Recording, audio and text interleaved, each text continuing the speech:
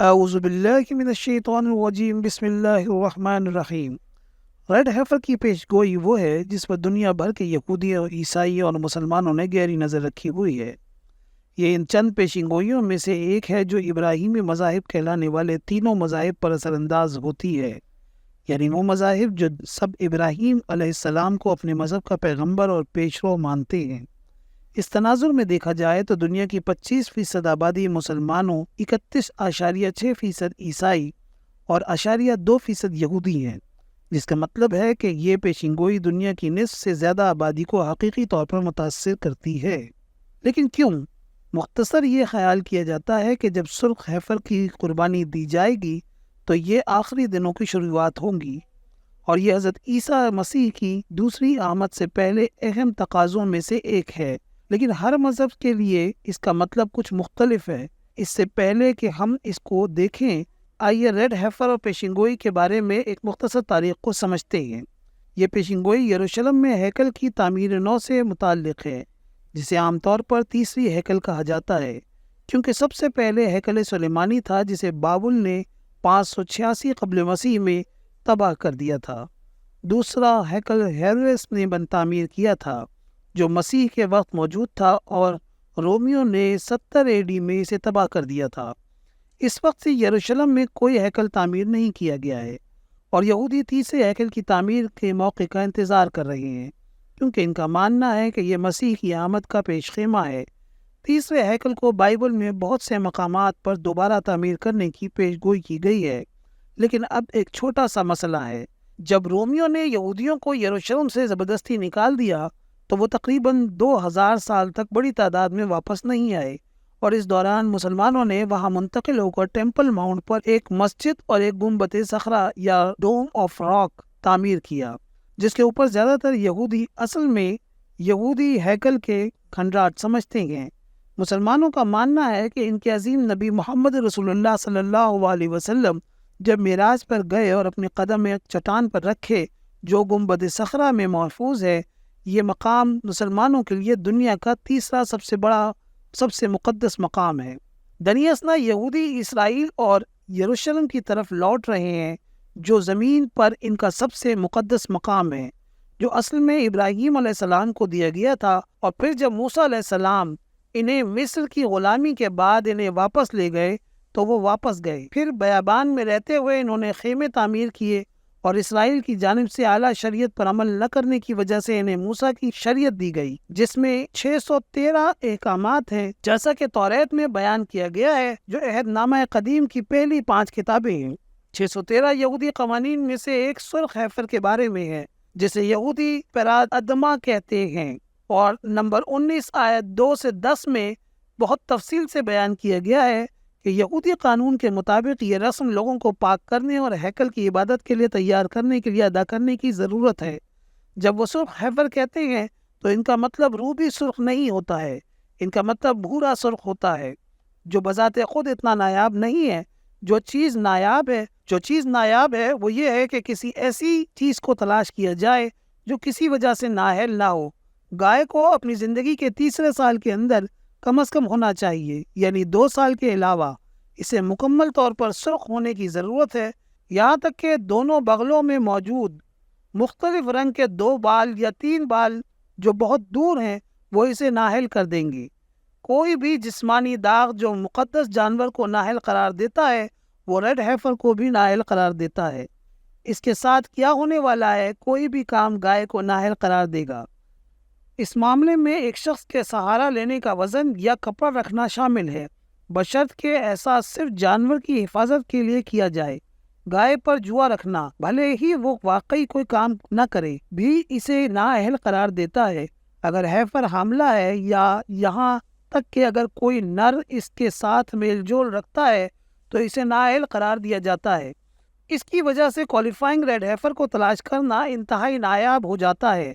ان میں سے زیادہ تر تقاضے دروز کی زبانی روایات مشنا سے آتے ہیں اور خود توریت میں نہیں ہیں، جو ایک بار پھر عہد نامہ قدیم کی پہلی 5 کتابیں ہیں۔ موسیٰ کی کتاب، اگر ہیفر بہت بوڑھا ہو جاتا ہے، یہاں تک کہ 4 یا 5 سال کا بھی، تو دوسرے رنگین بال بڑھنا شروع ہو جاتے ہیں جو ہیفر کو نااہل قرار دے دیتے ہیں۔ ربی ان جانوروں کو تقریباً مسلسل کسی ایسی چیز کی تلاش میں تلاش کرتے رہتے ہیں جو انہیں نائل قرار دے، لہذا اس رسم کو انجام دینے کے لیے ایک بہت مختصر حالات ہی میسر ہوتے ہیں، یہاں تک کہ جب ایک کوالیفائنگ ریڈ ہیفر مل جاتا ہے، مزید اس بات پر زور دینے کے لیے کہ یہ کتنا نایاب ہے، تقریباً 3300 سال پہلے موسیٰ کے بعد سے یہ رسم صرف 9 بار ادا کی گئی ہے۔ پہلی کی نگرانی خود موسیٰ نے کی اور آخری بار یہ 2000 سال پہلے عیسیٰ علیہ السلام کے آسمان پہ اٹھائے جانے کے انجام دیا گیا تھا۔ یہودیوں کا ماننا ہے کہ سرخ بچڑے کی 10ویں قربانی تیسرے ہیکل کی تعمیر کا آغاز کرے گی، جو مسیح کی آمد کے لیے ایک شرط ہے۔ پرانے اعتقادات میں کہا گیا ہے کہ یہ مسیح خود ہوگا جو قربانی کرے گا۔ عیسائیوں کا ماننا ہے کہ یروشلم میں ہیکل کو یسوع مسیح کی دوسری آمد سے پہلے دوبارہ تعمیر کرنے کی ضرورت ہے۔ زیادہ تر لوگوں کا خیال ہے کہ ہیکل یہودیوں کے ذریعے تعمیر کیا جائے گا، اور جیسا کہ میں نے کہا، یہودیوں کا ماننا ہے کہ اس کا پیش خیمہ سرخ بچڑے کی قربانی ہے۔ یروشلم میں تیسرے ہیکل کی تعمیر نو کی تیاری کے لیے وقف ایک تنظیم ٹیمپل انسٹیٹیوٹ کئی دہائیوں سے نمبر 19 اور زبانی روایات کے تقاضوں کی بنیاد پر سرخ بچڑوں کی امیدواروں کی شناخت کرنے کی کوشش کر رہی ہے۔ حالیہ برسوں میں انسٹیٹیوٹ نے 3 امیدواروں کی شناخت کی ہے، ایک 1997 میں، دوسرا 2002 میں اور پھر 2018 میں۔ تاہم ان تینوں کو اہل قرار دیے جانے کے کچھ ہی دیر بعد ان تینوں کو نااہل قرار دیا گیا تھا۔ اس وقت جو چیز پوری دنیا کی توجہ حاصل کر رہی ہے وہ یہ ہے کہ ستمبر 2022 میں بائرن سٹینسن نامی ایک امریکی کسان اور ایونجیکل مسیحوں کی مدد سے امریکہ سے 5 سرخ بچڑے درآمد کیے گئے تھے۔ انہوں نے یروشلم میں ٹیمپل انسٹیٹیوٹ کے ایک عہدیدار ربی یتنگ مامل نے 5 اہل بچڑوں کو اسرائیل کے لیے ایک بریڈنگ فارم میں منتقل کرنے کا کام کیا۔ ان 5 میں سے ایک کو نااہل قرار دے دیا گیا ہے، جبکہ 4 کی نگرانی جاری ہے۔ آپ میں سے بہت سے لوگ 7 اکتوبر 2023 کو اسرائیل میں حماس کی حملے یاد ہوں گے۔ حماس کے فوجی ترجمان ابو عبیدہ کے مطابق اس حملے کے جواز کا ایک حصہ یہودی رسم کو ناکام بنانے کی کوشش میں 5 سرخ بچڑوں کو تباہ کرنے کا ارادہ تھا۔ 7 اکتوبر کے حملے میں 695 افراد ہلاک ہوئے۔ سرخ بچڑے کی قربانی مشرق میں ہونی چاہیے، جہاں ہیکل کی تعمیر کی ضرورت ہے، لہٰذا منصوبہ یہ ہے کہ اسے زیتون کے پہاڑ پر تعمیر کیا جائے۔ 12 سال قبل اسی مقصد کے لیے زیتون کے پہاڑ پر زمین زبردستی ہتھیائی گئی تھی اور یہاں سے ٹیمپل ماؤنٹ کو دیکھا جا سکتا ہے۔ یہ زمین ربی یتنگ مامل کی ملکیت ہے، وہی ربی جس نے بائرن سٹینسن کے ساتھ مل کر 5 کوالیفائنگ سرخ بچڑوں کو اسرائیل لانے کا کام کیا تھا۔ بچڑے اپنی تیسرے سال میں جانے کے بہت قریب ہیں، جس کی وجہ سے انہیں رسم کے لیے استعمال کرنے کی اجازت دی جاتی ہے۔ بہت سے لوگ توقع کر رہے ہیں کہ یہ رسم جلد ہی ہو جائے گی، اس سے پہلے کہ بچڑے بہت بوڑھے ہو جائیں اور اس طرح کی قربانی کے لیے استعمال کرنے کے لیے نااہل ہو جائیں۔ ٹیمپل انسٹیٹیوٹ نے خود کہا ہے کہ وہ جلد ہی اس رسم کو انجام دینے کی امید کر رہے ہیں۔ ایک خبر رساں ادارے کے مطابق اس تقریب کو انجام دینے کے لیے پہلے ہی ایک بڑی قربانگاہ تعمیر کی جا چکی ہے۔ اس منصوبے پہ عمل کرنے والوں کے مطابق سرخ بچڑوں کی تقریب زیتون کے پہاڑ پر اور ایسی جگہ پر انجام دینے کی ضرورت ہے جو براہ راست دیکھے گی کہ ہیکل کہاں کھڑا ہے۔ ٹیمپل ماؤنٹ کی مشرق میں واقع زمین، جسے 12 سال پہلے حاصل کیا گیا تھا، ان دونوں معیاروں پر پورا اترتی ہے۔ اس کے بعد حال ہی میں مامل نے ایک عوامی تقریب میں بتایا کہ یہ گائے تیسرے سال کے بہت قریب ہیں۔ گزشتہ ماہ اسرائیل نیوز نے خبر دی تھی کہ ٹیمپل انسٹیٹیوٹ پاس اوور 2024 سے قبل قربانی کرنا چاہتا ہے۔ اس سال یہودی 22 اپریل کو پیس اوور کی تہوار منائیں گے۔ دوسروں کو خیال ہے کہ قربانی اس سے بھی پہلے 29 مارچ کو ہو سکتی ہے، کیونکہ یہ سرخ بچڑے کا سبت کا دن ہے۔ لیکن ٹیمپل انسٹیٹیوٹ خود یہ کہتا رہتا ہے کہ اگر یہ قربانی کرنے کا وقت ہے تو وہ خدا کی نشانی کا انتظار کر رہے ہیں، لہٰذا موجودہ واقعات کی طرف جانے کا اس تمام پس منظر کے ساتھ یہاں رکاوٹ ہے۔ ڈوم آف دی راک اور الاقصی مسجد دونوں ایک ہی ٹیمپل ماؤنٹ پر واقع ہیں، جہاں سب سے زیادہ لوگوں کا خیال ہے کہ اصل ہیکل تھے۔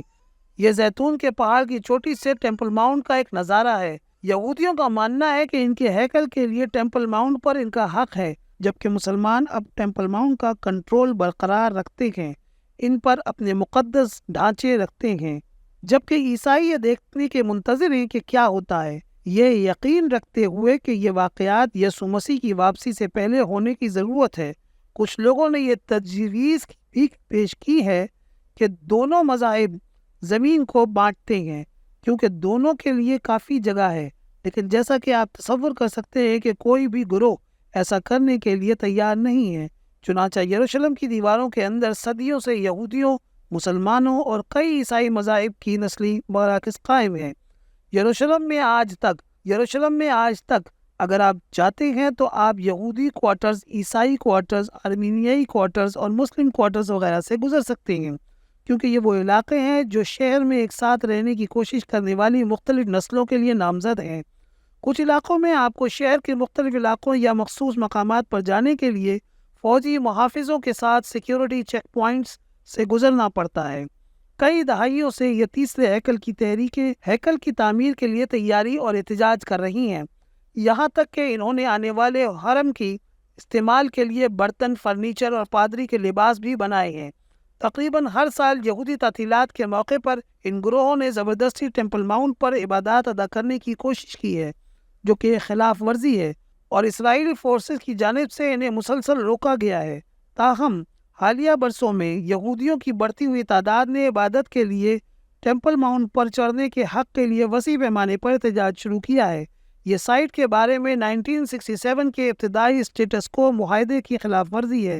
فلسطینی مسلمانوں نے مظاہروں اور تشدد دونوں کے ساتھ رد عمل ظاہر کیا ہے اور ممکنہ طور پر ایک نئے انتفادہ یعنی بغاوت کی دھمکی دی ہے، لہٰذا یہودی ہیکل ماؤنٹ پر ہیکل کی تعمیر نو کا آغاز کرنا چاہتے ہیں تاکہ مسیح کے لیے راستہ کھل سکے، اور مسلمان اسے دنیا میں تیسرے سب سے مقدس مقام کی بے حرمتی کے طور پر دیکھتے ہیں، جبکہ یہودیوں کا خیال ہے کہ مسلمان صدیوں سے ان کے مقام کی بے حرمتی کر رہے ہیں۔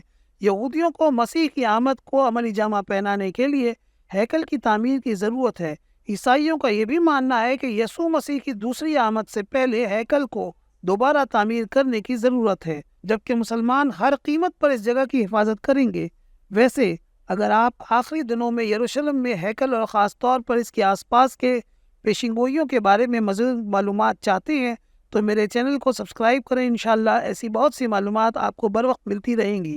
یہود و نصارہ دونوں آنے والے مسیح کے بارے میں پیشنگوئی پر ایمان رکھتے ہیں، جبکہ مسلمانوں میں نبی محمد صلی اللہ علیہ وسلم کی احادیث کی روشنی میں حضرت عیسیٰ علیہ السلام نے شام کی مسجد کے مینار پر 2 فرشتوں کے کندھوں پر ہاتھ کے سہارے اترنا ہے۔ بائبل کے مطابق یروشلم شہر میں ہیکل کی تعمیر نو کے بعد یہ جنگ کے محاصرے میں آ جائے گا، اور اس جنگ کو آرمگیڈن یا ملحمۃ العظمیٰ کے نام سے جانا جاتا ہے۔ لیکن یہودیوں کے مطابق آخری لمحے میں بتایا جاتا ہے کہ جب مسیح نیچے آئیں گے اور زیتون کی پہاڑ پر قدم رکھیں گے، جب ان کے پاؤں کی انگلیاں اسے چھوئیں گی تو پہاڑ آدھے حصے میں تقسیم ہو جائے گا، جس کی وجہ سے ایک زبردست زلزلہ آئے گا جو حملہ آور فوج سے یہودیوں کو بچا لے گا۔ پھر اپنے مسیحا کے پاس آنے والے یہودی ان کے ہاتھوں اور پیروں میں نشانات دیکھیں گے۔ باقی پیش گوئی زکریا بک 13 آیت 6 میں لکھی گئی ہے، جس میں کہا گیا ہے کہ اور کوئی اس سے کہے گا کہ آپ کے ہاتھوں میں یہ زخم کیسا ہے، اور وہ جواب دیں گے کہ جنہوں نے مجھے اپنے دوستوں کے گھر میں زخمی کیا تھا، یہ وہ لمحہ ہے جب یہودیوں کو احساس ہوتا ہے کہ یہ یسوع مسیح ہے جو ان کا مسیحا ہے، اور وہ عیسائیت قبول کرتے ہیں۔ بہت سے مسیح سرخ بچڑے کی پیشن گوئی پر یقین رکھتے ہیں کیونکہ ان کا ماننا ہے کہ ہیکل کی تعمیر نو سے پہلے ایسا ہونا ضروری ہے، جو دوسری آمد کے لیے ایک شرط ہے۔ لیکن جو بات انہیں اکثر یاد نہیں رہتی وہ یہ ہے کہ جب مسیح اپنی فانی خدمت کے دوران آئے تو انہوں نے اعلان کیا کہ انہوں نے موسیٰ کی شریعت کو پورا کیا، جس کا مطلب وہ یہ لیتے ہیں کہ یسوع کی پیروکاروں کو اب موسیٰ کی شریعت پر عمل کرنے کی ضرورت نہیں، جس میں سرخ بچڑے کی قربانی بھی شامل ہوگی۔ اور یاد رکھیں کہ میں نے تھوڑی دیر پہلے کیا کہا تھا، روایتی عقیدہ یہ ہے کہ نجات دہندہ خود 10ویں سرخ قربانی پیش کرے گا، جو اس کی خدمت سے پہلے نمی قربانی ہے۔ مسیح نے اپنے آپ کو 10ویں سرخ بچڑے کے طور پر پیش کیا، وہ آخری قربانی تھی۔ سرخ بچڑا نجات دہندہ یسوع مسیح کی علامت تھا، لہٰذا اگرچہ زیادہ تر مسیحوں نے اس کے بارے میں نہیں سوچا ہے، لیکن پوری سرخ ہیفر کی پیشن گوئی پوری ہو گئی ہے۔ مسئلہ یہ ہے کہ یہودی یسوع پر ایمان نہیں لائے، اسی لیے اب تک موسیٰ کی شریعت پر عمل کرتے ہیں اور اب بھی اس پیشن گوئی پر ایمان رکھتے ہیں۔ لہٰذا اگرچہ عیسائی نقطہ نظر سے اس رسم کو انجام دینے کی ضرورت نہیں ہے، پھر بھی یہ کسی وقت ہونے کا امکان ہے۔ کیونکہ یہ خیال کیا جاتا ہے کہ یہودی یروشلم میں تیسری ہیکل تعمیر کریں گے، اور ان کا خیال ہے کہ انہیں پہلے یہ قربانی پیش کرنے کی ضرورت ہے۔ تو تصور کریں کہ کتنے مذاہب مختلف چیزوں پر یقین رکھتے ہیں، لیکن پھر ایک واحد واقعہ ہے جس پر سب یقین رکھتے ہیں، اور کچھ چاہتے ہیں کہ ایسا ہو اور دوسرے نہیں چاہتے کہ ایسا ہو۔ تاریخ میں اس قسم کا پوائنٹ بہت خطرناک ہو سکتا ہے۔ سرخ حیفر کی پیشنگوئی ایسا ہی ایک نقطہ ہے۔ لہٰذا جب پنڈت اور آن لائن شخصیات یہ کہتی ہیں کہ گائے تیسری عالمی جنگ کا سبب بن سکتی ہے، تو وہ ذرا بھی مذاق نہیں کر رہے ہیں۔ یہی وجہ ہے کہ لوگوں کو خدشہ ہے کہ اس وقت اسرائیل میں تنازع آرمگیڈن کی شکل اختیار کر سکتا ہے، کیونکہ یہی پیشین گوئی کی گئی ہے، اور اس بات کا قوی امکان ہے کہ ایک سرخ بچڑے کی قربانی ہو سکتی ہے جو یہ سب شروع کر دے گی۔ کچھ یہودی جنگ کے لیے دعا کرتے ہیں اور محسوس کرتے ہیں کہ اب وقت آ گیا ہے کہ مسلمانوں کے ٹیمپل ماؤنٹ سے چھٹکارا حاصل کیا جائے۔ دوسرے یہودی اس بات کو سمجھتے ہیں کہ سرخ بچڑے کی قربانی سے عالمی سیاست پر کیا سیاسی اثرات پڑ سکتے ہیں اور یہ جنگ کا سبب بن سکتا ہے، اور اس لیے وہ اس بارے میں زیادہ محتاط رہنا چاہتے ہیں کہ ایسا کب ہوگا۔ لیکن اگر 10ویں بچڑے کی قربانی بھی دی جاتی ہے تو اس کا مطلب یہ نہیں ہے کہ فوری طور پر جنگ چھڑ جائے گی، اور نہ ہی اس کا مطلب یہ ہے کہ یہودی فوری طور پر ٹیمپل ماؤنٹ پر قبضہ کر لیں گے۔ لیکن بہت سے لوگوں کا خیال ہے کہ یہ تمام یہودیوں کو ہتھیار اٹھانے اور ہیکل کی تعمیر نو کے لیے ٹیمپل ماؤنٹ کی بازیابی کے لیے کارروائی کرنے کا مطالبہ ہو سکتا ہے۔ لیکن ذہن میں رکھیں کہ سرخ بچڑا صرف پہلا قدم ہے، اس کے بعد بھی ہیکل کی تعمیر کی ضرورت ہوگی۔ اس کے بعد ہیکل کے ساتھ کیا ہوتا ہے، اس کے بارے میں بہت سی پیشین گوئیاں ہیں۔ اس کے بعد آرمگیڈن ہوتا ہے، پھر مسیح یہودیوں کو بچاتا ہے اور وہ تبدیل ہو جاتے ہیں۔ لیکن یہ بھی دوسری آمد نہیں ہے، اگرچہ بہت سے لوگوں کا خیال ہے کہ یہ ہے۔ مسیح جلال میں آتا ہے، جہاں راست بازوں کو اٹھایا جاتا ہے اور شریروں کو جلایا جاتا ہے۔ یہ ریپچر کا عقیدہ عیسائیوں میں مشہور ہے، بعض اوقات یہودیوں کو نجات دینے اور تبدیلی کرنے کے بعد ہوتا ہے۔ لہٰذا اب بھی بہت سے واقعات ہیں جو نجات دہندہ کی دوسری آمد سے پہلے ہونے کی ضرورت ہے۔ لیکن امید ہے کہ اب آپ سمجھ سکیں گے کہ آن لائن اتنے سارے لوگ سرخ بچڑے کے بارے میں بات کیوں کر رہے ہیں، اور اس کے نتیجے میں عالمی واقعات میں فکر مند ہیں۔ مجھے امید ہے کہ آپ پسند کریں گے اور سبسکرائب کریں گے، اور یہاں تک کہ نیچے تبصرہ کریں گے۔ لیکن اس ریکارڈنگ کے مطابق ٹیمپل انسٹیٹیوٹ نے رسمی منصوبوں کا اعلان نہیں کیا ہے، اور نہ ہی قربانی کے لیے ایک مخصوص تاریخ کا انتخاب کیا ہے۔ اگرچہ یہ اس مہینے ہو سکتا ہے، لیکن یہ مستقبل میں بہت دور ہو سکتا ہے۔ لیکن امید ہے کہ یہ ویڈیو آپ کو اس واقعے کو سمجھنے کے لیے سیاق و سباق فراہم کرے گی جب بھی یہ منظر عام پر آتا ہے۔ اگر آپ حضرت عیسیٰ علیہ السلام کے بارے میں مسلمانوں کے عقائد جاننا چاہتے ہیں تو کمنٹ کریں۔ دیکھنے کے لیے شکریہ۔ جزاک اللہ خیر، والسلام علیکم ورحمۃ اللہ وبرکاتہ۔